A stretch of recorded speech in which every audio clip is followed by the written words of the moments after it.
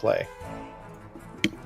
As long as we're getting cheers and Callisto's feet don't hurt. Okay. And Callisto also reach out and sort of grab different men from who are passing by and sort of entice them to start dancing. And some of them might, join in. Some of them might be too embarrassed. And she would laugh, very Marilyn Monroe style. It's definitely very much a mixed lot. Some men are eager to embarrass themselves trying to keep up with you. Some men are a little embarrassed. A couple of men are eager, but you quickly see their significant others slap them on the ear and drag them away. The performance goes on for several minutes before the first song finishes, and as it comes to a crescendo, you can see everyone is eagerly anticipating the final beats. The song mellows out for a moment, a huge round of applause starts, and people kind of realize, oh man, I'm just standing in the middle of the square, I can get back about my day. About that time, a loud scream picks up and carries across the road from the weary giant. Everyone looks with a moment of concern, and then they hear a chorus of child laughter follow it. And I don't know if you guys have ever been next to a playground when kids are at play. Like, they scream all the time! You think there's 12 murders happening simultaneously. But it is an effective way to get you to start the next song. But the crowd does lessen over time. When we're finally done, I will turn to Pyra and say, that was perfect. I think we're going to be fast friends, darling. Oh yes, your dancing is amazing. I'll have to teach you to play so I can dance sometimes. Oh, and I would love to teach you how to dance. Perfect. Jesus Christ. Well, I don't think you'll have to do that. I mean, the scarves are here for a reason. There's so many different styles of dancing. All right. So why don't one of you two roll... actually, why don't each of you roll a d10? I do have one quick thing that Pyra would have been doing while she was playing is actually keeping an eye out for around the crowd and seeing if anybody was particularly watching her closely. A lot of people did, and it's difficult to immediately discern if they were focused on you for anything nefarious, if they thought you were an easy mark or something like that, or if it's just the fact that there hasn't been a tiefling here in some time. She was mostly looking to see if anybody was interested in her. Interested. Yes. Roll a D100. She's hunting for a husband. Okay. Yeah. Actually, several men that weren't attached to anyone else at the time did seem like they would be very much inclined to, follow you to dinner or in a drink sometime. Okay, she'll keep note of those a few of their faces. Okay. Em was asking in chat what the population is, if it's mostly human, elves, halfling, dwarves. Mostly human in Stagwick. Not a lot of other breeds, although there is a town between here and the capital that has a large halfling population. You put your token back, Callisto! Well, I'm with her, not with that dude. Do what I say. I'm not sure it's a geographical representation. Your face is geographical representation. Of what, Tony? How old is the redhead guy? Yeah, he's 24. That's you? What you said, Tony. All right. Did I hear what who said? I didn't hear what you said. That's fine. It wasn't important. That's rude. So you guys spend about 16 minutes playing before the crowd doesn't really disperse entirely. There are probably people there that would watch all day, but the largest procession of it does seem to find its way moving again. As they're leaving, Pyra will shout out, "You can find us at the tavern tonight, the Weary Giant." Okay. And a lot of people do seem to almost immediately make plans to have dinner there. Now, the gentlemen, Carp and Ondil, you two were able to go ahead and you were... All right, this is killing my OCD. Thank you. God, I hate you, Kane. So you two find your way as a chorus of music begins rising up from the square, carrying these large, bustling bags of groceries. You find your way to the inn, and it's now beginning to crest into afternoon properly. The morning fair has winded down. A lot of farmers are in the fields now. Several travelers and locals alike are gearing up their horses for end-of-day journeys back to their farms, lacing their boots and things like that. The sounds and smells of breakfast are still kind of ringing out from the tavern as you enter, though. There are about a half dozen boys and girls, teenagers and younger, that are at work cleaning tables, shuffling ne'er-do-wells out to the town, things like that. You are greeted politely when you enter. In the back of the common room, which is a massive affair, passed out over 5 entire tables is a fire giant.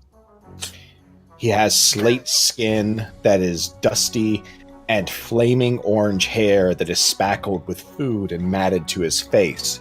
He snores loudly, and with every breath, the curtains on the wall next to him actually flutter towards his gaping maw. As you kind of take a moment to appreciate that scene, you hear a deep, raspy, gruffled voice call from behind the counter. Hi, friends.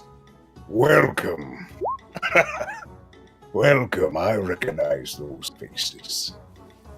And you see Tavis. Tavis is wearing a warm smile, and he appraises each of you with sort of relieved eyes, like he wasn't sure if you would be here. He's about 8 feet tall, and he's garbed in simple cloth shirt and pants with an apron wrapped around him.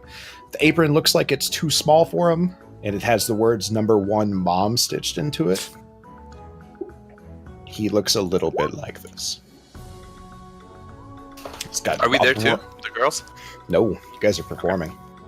Okay. He has a broad, angular jaw, a thick beard that reaches up to a thicker set of tasseled hair. He has an earthen tint to his skin that fades into a cool blue, and many scars on his hands and arms. I'm glad you're here. It's not as many I was hoping for that showed up for Mom's service.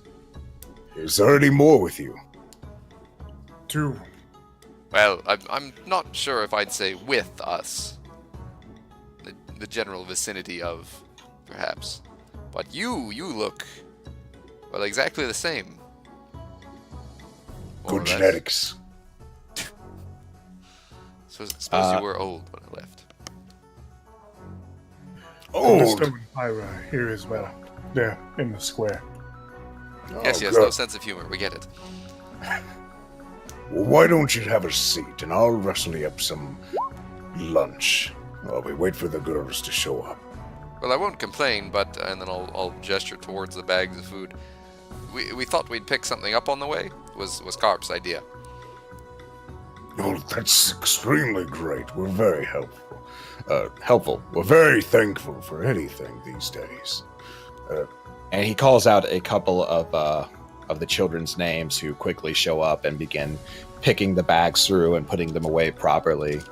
They seem also, curious about who you are, but they pass on to their chores without giving any pause. And Rather than waiting, I think I'll join the kids for their chores. I'll grab a broom and start sweeping, clean off tables and things Okay. like that. they're a little surprised, it's one of those things like whenever you enter somebody's house, you're like, where's the broom? But you know where everything is and you can kind of get to work without causing any interruption. They're pretty pleased by having a little bit of a lighter workload, but it's not incredibly busy at this time. And about 15 or so minutes will pass, and then the ladies, when you finish up your routine, would you like to have gone to the orphanage? Yep. Yeah, I think so. All right. So you guys will show up about that time. Ondil, you've had a little bit of time to sort around. Everybody seems to be just kind of working around the fire giant rather than risking doing anything to wake him up. I'm But, going to ask at some point. So what's the story with him, and does he need to be removed? No, only if he doesn't pay. He's a good sort, dances like you wouldn't believe. I feel as though that's not a difficult statement to make. But all right. No, he truly is a wonderful dancer. Very dwarven style dancing, lots of knees up. You'll see. Oh dear. I can think of some music that'll fit that perfectly. Yeah, and you kind of hear that bit of the conversation as the two of you enter tavern. Once again, you see the image as was described, and then Tavis will call out to both of you. Oi! It's a right affair now. And he'll gesture for you guys to show up and prepare you some food if you would like. Callisto will run to his arms and just embrace him and say, Tavis, it's been so long. I've missed you. Interestingly enough, when you show up and you kind of wrap your arms around his waist, he does give you a quick hug, and he actually pulls out a piece of candy from one of his pockets, and it's wrapped and everything, so it's not weird. But it's the same kind that he would give you when you were a child, and he'll offer that to you with your food. I'll say, you remembered. Oh, that's so sweet. Oh, yeah, something, 100%. Furbog never forget. I'm Whatever. sure he's not just doing it for the children that are here currently, of course.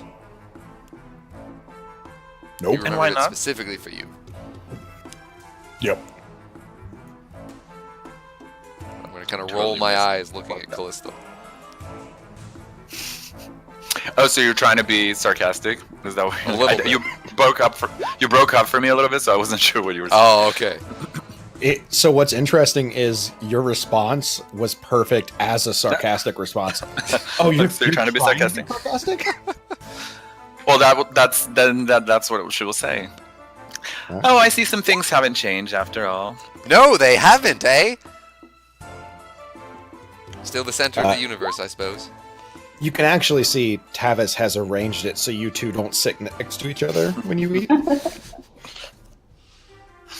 Pyra actually hangs back as a little uncharacteristically shy and just says, "Hi, it's good to see you again, Tavis." And you. Heard some strange things about you, but we'll talk about that later. I'm truly glad that everyone showed up. I was worried that it wouldn't be. He kind of pauses for a moment. I was worried it wouldn't be a good farewell.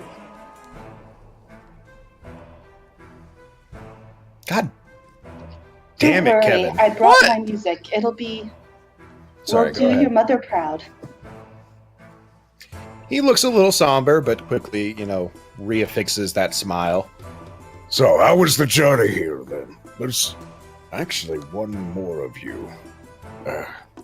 And at this time, he starts looking around the tavern. Now, Morgan, you're there.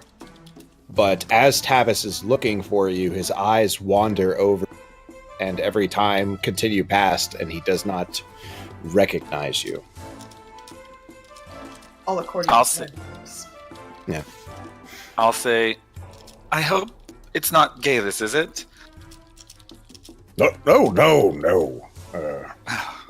Because I have to tell you all that drama that happened. Huh. Well, But not right now. tell you what, it's a little bit slow right now, so why don't you guys follow me back to my office?